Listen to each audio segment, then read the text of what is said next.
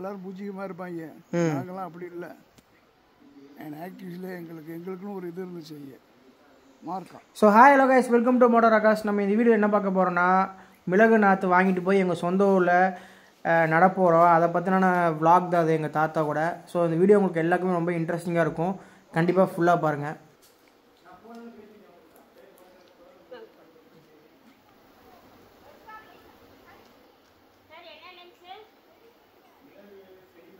நம்ம வந்து கிளம்புக்கு முன்னாடி ஃபியூல் ஃபில் பண்ணுற வந்திருக்கோம். பெட்ரோல் அடிச்சிடலாம் அப்படின்னு பெட்ரோல் அடிச்சிட்டு இருக்காங்க.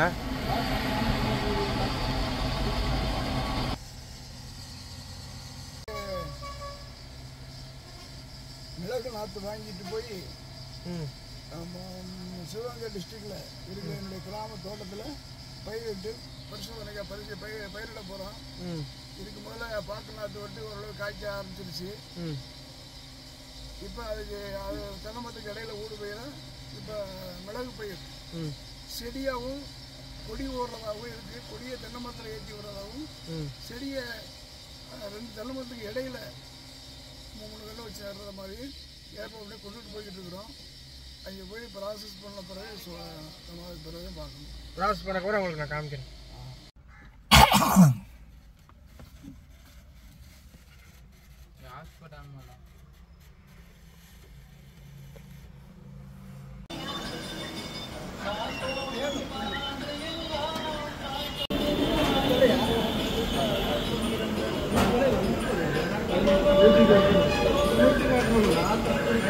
ஸோ கைஸ், இப்போ நம்ம எங்கே வந்திருக்கோம்னு பார்த்தீங்கன்னா, பல்லடம் ரீச் ஆகிட்டோம்.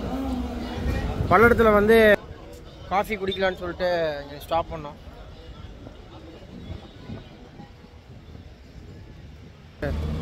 பார்க் பண்ணியிருக்கோம். ஸோ வந்து போயிட்டுருக்கு கைஸ், அப்படியே போயிட்டுருக்கோம். அப்படியே வீடியோ கண்டினியூவாக பார்த்துட்ருங்க. இங்கே ஒரு டீயை குடிச்சிட்டு கிளம்பியாச்சு. ஸோ இங்கே தான் டீ குடித்தோம். இங்கே வந்து ரொம்ப நல்லாயிருக்கும். ரொம்ப வருஷமாக இங்கே தான் குடிச்சிட்ருக்கோம். நல்லாயிருக்கும். நீங்களே வரும்போது பல்லடம் வரும்போது ட்ரை பண்ணி பாருங்கள், நல்லாயிருக்கும். ஸோ கைஸ், கிளம்பலாமா நம்ம? ஸோ கிளம்பலாம்.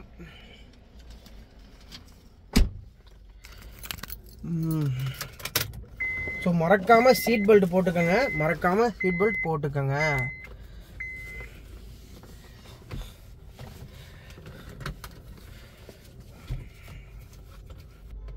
சீட் பெல்ட் போட்டாச்சு. கண்டினியூவாக வீடியோ பார்த்துட்ருங்க. ஸோ நம்ம இப்போ கிளம்பி கோயம்புத்தூர்லேருந்து மன்னார்குடி போயிட்டுருக்கோம். போகிற வழியில் இன்ட்ரெஸ்டிங்கான கண்டென்ட் எல்லாமே நான் பண்ணுறேன். கண்டினியூவாக பார்த்துட்ருங்க.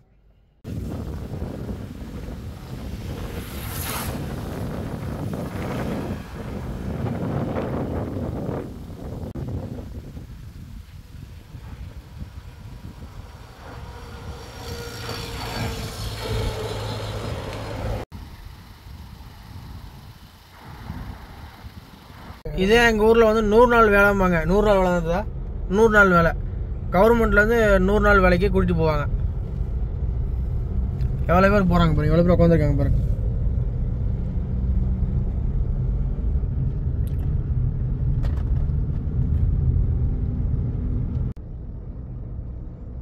ஏதான் ஊருக்குள்ள வந்து டவரே கிடைக்க மாட்டேங்குது.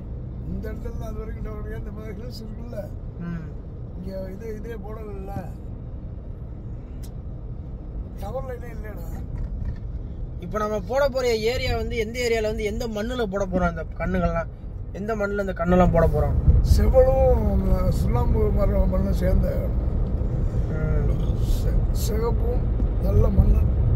இது வந்து எத்தனை வருஷம் ஆகும் காய் காய்க்கிறதுக்கு? இது எப்படி 5-6 வருஷம் 7 வருஷம் சொல்லியிருக்காங்க பண்ணையில்.